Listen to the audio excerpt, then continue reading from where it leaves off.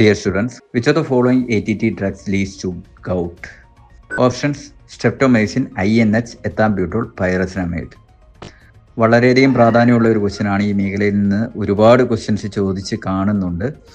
അപ്പോൾ ആദ്യമായിട്ട് പറയാനുള്ളത്, ATT ഡ്രഗ്സുമായിട്ട് ബന്ധപ്പെട്ട് നമ്മൾ പ്രൈമറി കാറ്റഗറിയിൽ പഠിക്കുന്ന ഡ്രഗ്സ് ഏതൊക്കെയാണെന്ന് അറിയണം. അതിലൊന്ന് സ്ട്രെപ്റ്റോമൈസിൻ ആണ്, രണ്ടാമത്തെ എത്താംബ്യൂട്ടോൾ ആണ്, മൂന്നാമത്തെ റിഫാംബസിൻ, നാലാമത്തെ INH, അഞ്ചാമത്തെ പൈറസിനമൈഡ്. അടുത്തായിട്ട് മനസ്സിലാക്കേണ്ട കാര്യം എന്താണെന്ന് ചോദിച്ചു കഴിഞ്ഞാൽ, ഇതിൽ ഓരോന്നുമായിട്ട് ബന്ധപ്പെട്ട് അറ്റ്ലീസ്റ്റ് ഒരു സൈഡ് എഫക്റ്റ് എങ്കിലും കൃത്യമായിട്ട് മനസ്സിലാക്കി വെക്കുക. സ്ട്രെപ്റ്റോമൈസിൻ, അതിനെപ്പറ്റി പറയാം. സ്ട്രെപ്റ്റോമൈസിൻ എന്ന് പറയുന്നത് ഓട്ടോടോക്സിസിറ്റിക്ക് കാരണമാകുന്ന ഒരു ഡ്രഗാണ്. അതേപോലെ തന്നെ നെഫ്രോടോക്സിസിറ്റിക്ക് കാരണമാകുന്ന ഡ്രഗാണ്. ഇവിടെ നമ്മൾ മനസ്സിലാക്കേണ്ട കാര്യം എന്ന് വെച്ച് കഴിഞ്ഞാൽ, സാധാരണ ജനറലായിട്ട് നമുക്ക് പറയാൻ പറ്റില്ലെങ്കിലും സാധാരണ മൈസിൻ ഗ്രൂപ്പ് എന്ന് പറയുന്നത് ഓട്ടോടോക്സിസിറ്റിക്കും നെഫ്രോടോക്സിസിറ്റിക്കും കാരണമാകുന്നതാണ്. അപ്പോൾ അതിലെ പ്രധാനപ്പെട്ട പല ഡ്രഗ്സുകൾ വരുന്നുണ്ട്. ജെൻഡാമൈസിനൊക്കെ ആ ഒരു കാറ്റഗറിയിൽ വരുന്നതാണ്.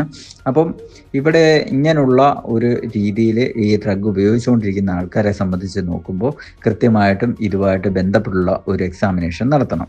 രണ്ടാമതായിട്ട് പറയാനുള്ളത് എത്താംബ്യൂട്ടോളാണ്. എത്താംബ്യൂട്ടോളിൻ്റെ ഇഞ്ഞെടുക്കുക. എന്ന് പറയുന്നത് ഐ സിംറ്റംസ് കാണിക്കുന്നു, അല്ലെങ്കിൽ ഐ ടോക്സിസിറ്റി കാണിക്കുന്നു എന്നുള്ള കാര്യം ഓർത്ത് വെക്കുക. ഐ ടോക്സിസിറ്റി പ്രധാനമായിട്ടും ഇതിനകത്ത് വരുന്ന ഒരു കാര്യം എന്ന് വെച്ച് കഴിഞ്ഞാൽ റെഡ് ഗ്രീൻ കളർ ബ്ലൈൻഡ്നെസ് ആണ്. എന്ന് പറയുമ്പോൾ ഇവർക്ക് കൃത്യമായിട്ടും റെഡ് കളറും ഗ്രീൻ കളറും തിരിച്ചറിയാൻ കഴിയാത്ത സാഹചര്യം ഉണ്ടാവും. ഇതിന് കാരണം എന്താണെന്ന് ചോദിച്ചു കഴിഞ്ഞാൽ, ഇവിടുത്തെ ന്യൂറോൺ, അതായത് ഒപ്റ്റിക് നെർവ് എന്ന് പറയുന്ന മേഖലയിലെ ന്യൂറോൺസിന് ഇൻഫ്ലമേഷൻ ഉണ്ടാകുന്നു. ഒപ്റ്റിക് ന്യൂറൈറ്റിസ് എന്ന് പറയുന്ന ഒരു സാഹചര്യം ഡെവലപ്പ് ചെയ്യുന്നതിൻ്റെ ഫലമായിട്ടാണ് ഈ ഒരു പ്രശ്നം ആദ്യഘട്ടത്തിൽ ഉണ്ടാകുന്നത്. അപ്പോൾ അത് കഴിക്കുന്ന ആൾക്കാരുടെ റിലേറ്റീവ്സിനോട് ഇത്തരത്തിലുള്ള ഒരു പ്രോബ്ലം ഡെവലപ്പ് ചെയ്യുന്നുണ്ടോ എന്നുള്ള കാര്യം പരിശോധിക്കണം എന്നുള്ള രീതിയിൽ പറഞ്ഞു വെക്കുക. അതിനുശേഷം അതുമായിട്ട് ബന്ധപ്പെട്ടുള്ള കാര്യങ്ങളുമായിട്ട് അല്ലെങ്കിൽ എക്സാമിനേഷൻ നടത്തേണ്ടതാണ്. അടുത്തതായിട്ട് പറയാനുള്ളത് റിഫാംബസിനെ പറ്റിയാണ്. റിഫാംബസിൻ്റെ 6 എടുക്കുക. ഇതിൻ്റെ പ്രത്യേകത എന്താണെന്ന് ചോദിച്ചു കഴിഞ്ഞാൽ, റെഡ് ഡിസ്കളറേഷൻ ഓഫ് യൂറിൻ ഉണ്ടാക്കുന്നു എന്നുള്ളതാണ്. ഇവിടെ മനസ്സിലാക്കേണ്ട കാര്യം എന്താണെന്ന് ചോദിച്ചാൽ, ഈ റിഫാംബസിന് മെറ്റബോളിസം ഉണ്ടാകുമ്പോൾ ആദ്യം ഉണ്ടാകുന്ന ഒരു പ്രോഡക്റ്റാണ്, മെറ്റബോളിക് പ്രോഡക്റ്റാണ് കിനിൻ എന്ന് പറയുന്നത്. ഈ ഒരു സംഭവം യൂറോബിലിൻ എന്ന് പറയുന്ന, യൂറിനിലൂടെ എലിമിനേറ്റ് ചെയ്തുകൊണ്ടിരിക്കുന്ന ബിലിറൂബിൻ്റെ ബ്രേക്ക് ഡൗണിൽ ഫോം ചെയ്യുന്ന യൂറോബിലിൻ എന്ന് പറയുന്ന ആ ഘടകവുമായിട്ട് ചേർന്ന് കഴിയുമ്പോഴാണ് ഇത്തരത്തിൽ ഒരു റെഡ് ഡിസ്കളറേഷൻ യൂറിന് ഫോം ചെയ്യുന്നതിന് കാരണമാകുന്നത്. സ്വാഭാവികമായിട്ടും ഇത് നോർമലായിട്ടുള്ള ഒരു കാര്യമാണെന്നുള്ള രീതിയിൽ അവരോട് പറഞ്ഞു കൊടുത്തില്ലെങ്കിൽ അതൊരു ഹെമച്യൂറിയ പോലെ തെറ്റിദ്ധരിക്കാനുള്ള സാഹചര്യം നിലനിൽക്കുന്നുണ്ട്. അടുത്തായിട്ട് പറയാനുള്ള INH പറ്റിയാണ്. INH പറ്റി പറയുകയാണെന്നുണ്ടെങ്കിൽ, ഇതിനകത്ത് ഇഞ്ഞെടുക്കുക. ഇത് ന്യൂറോടോക്സിസിറ്റിക്ക് കാരണമാകുന്നു. പ്രത്യേകിച്ച് പെരിഫറൽ ന്യൂറോപ്പതി എന്ന് പറയുന്ന ഒരു സാഹചര്യത്തിലേക്ക് ലീഡ് ചെയ്യുന്നുണ്ട്. ഇതിൻ്റെ പ്രത്യേകത എന്താണെന്ന് ചോദിച്ചു കഴിഞ്ഞാൽ, ഇത് പിരിഡോക്സിൻ എന്ന് പറയുന്ന വൈറ്റമിൻ B6 ബ്ലോക്ക് ചെയ്യുന്നു എന്നുള്ളതാണ്. സാധാരണ പിരിഡോക്സിൻ്റെ പ്രത്യേകത പലതരത്തിലുള്ള ന്യൂറോ ട്രാൻസ്മിറ്റേഴ്സും അതേപോലെ തന്നെ മൈലിൻ ഷീത്തിൻ്റെ നിർമ്മാണത്തിന് സഹായിക്കുന്നുണ്ട്.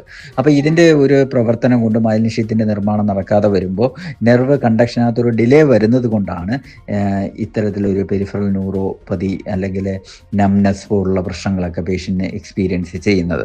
ഇനി അടുത്തതായിട്ട് പറയാനുള്ളത് പൈറസിനമൈഡ് എന്ന് പറയുന്ന ഡ്രഗിനെ പറ്റിയാണ്. പൈറസിനമൈഡിൻ്റെ പ്രത്യേകത എന്താണെന്ന് ചോദിച്ചു കഴിഞ്ഞാൽ, നിങ്ങൾക്കറിയാവുന്ന ഒരു കാര്യമാണ്. ഇത് യൂറിക് ആസിഡിൻ്റെ അളവ് ഉയർത്തുന്നതാണ്. യൂറിക് ആസിഡ് എന്ന് പറയുന്ന എവിടെ നിന്നാണ് ഫോം ചെയ്തു വരുന്നതെന്ന് ആദ്യം അറിയണം. പ്യൂരിൻ എന്ന് പറയുന്ന ഒരു ഗ്രൂപ്പിൽ നിന്നാണ്. പ്യൂരിനും മെറ്റബോളിസം അല്ലെങ്കിൽ പ്യൂരിൻ എന്ന് പറയുന്നതിന് ബ്രേക്ക് ഡൗൺ ഉണ്ടാകുന്ന സമയത്ത് അഡിനിൻ, ഗോനിൻ പോലുള്ള നൈട്രജൻ ബേസ് ഫോം ചെയ്തു വരുന്ന ഘടകങ്ങളാണ്. അതിന് ബ്രേക്ക് ഡൗൺ വരുന്ന സമയത്ത് സംഭവിക്കുന്ന അല്ലെങ്കിൽ ഉണ്ടാകുന്ന ഒരു ബൈ പ്രോഡക്റ്റാണ് യൂറിക് ആസിഡ് എന്ന് പറയുന്നത്. അപ്പോൾ ഈ പൈറസിനമൈഡിൻ്റെ പ്രത്യേകത, ഇതിൻ്റെ ഒരു മോഡ് ഓഫ് ആക്ഷൻ തന്നെ വരുന്നത് ഇത് ന്യൂക്ലിക് ആസിഡുമായിട്ട് ബന്ധപ്പെട്ട് ആക്ട് ചെയ്ത് അതിനെ ബ്രേക്ക് ഡൗൺ ചെയ്ത് ഇല്ലാതാക്കുക എന്നുള്ളതാണ്. അത്തരത്തിലൊരു മൂവ്മെൻറ്റ് നടക്കുന്നതുകൊണ്ട് യൂറിക് ആസിഡിൻ്റെ പ്രൊഡക്ഷൻ കൂടുന്നു. അത് പിന്നീട് യൂറിക് ആസിഡ് ജോയിൻസിൽ ഡെപ്പോസിറ്റ് ചെയ്യുന്നതിനും ഗൗട്ട് പോലുള്ള ഇഷ്യൂസ് ഉണ്ടാകുന്നതിനും കാരണമാകുന്നു. അപ്പോൾ ഈ പറഞ്ഞ കാര്യങ്ങളെല്ലാം കൃത്യമായിട്ട് നോട്ട് ചെയ്ത് വെക്കുക.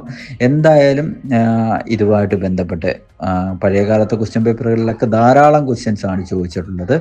അപ്പോൾ നമുക്ക് നമ്മുടെ ഒരു സ്ട്രാറ്റജി പ്രകാരം തന്നെ കുറഞ്ഞ ടൈം കൊണ്ട് കൂടുതൽ കാര്യങ്ങൾ പഠിക്കുക എന്നുള്ള രീതിയിൽ നമുക്ക് മുന്നോട്ട് പോകാം. അപ്പോൾ ഈ ഒരു 5 മിനിറ്റ് കൊണ്ട് ഒരുപാട് കാര്യങ്ങൾ നിങ്ങൾക്ക് മനസ്സിലാക്കാൻ കഴിഞ്ഞിട്ടുണ്ട് എന്ന് വിശ്വസിക്കുന്നു. Thank you.